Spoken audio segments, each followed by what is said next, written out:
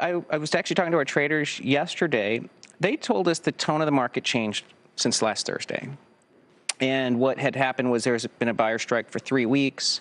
All of a sudden, starting Thursday, we got the long-onlys coming back in Since and the the hedge beginning funds. of the year, there's kind of been a buyer strike. Correct. Everyone had been waiting for something, markets to I think everybody felt uncomfortably long.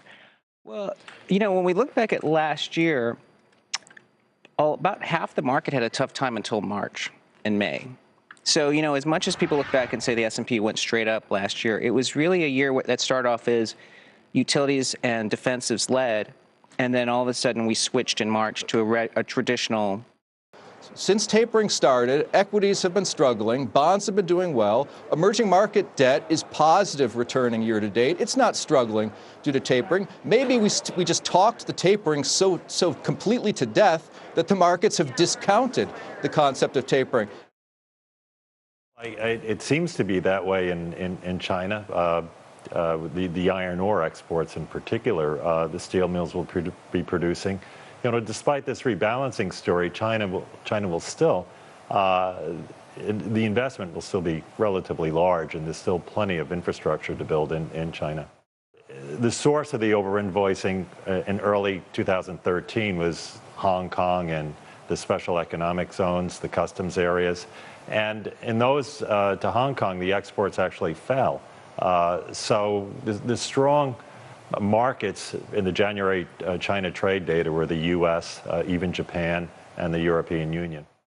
Well, the first 2 months were always choppy because of the Spring Festival, the Lunar New Year. There could be some slippage in February.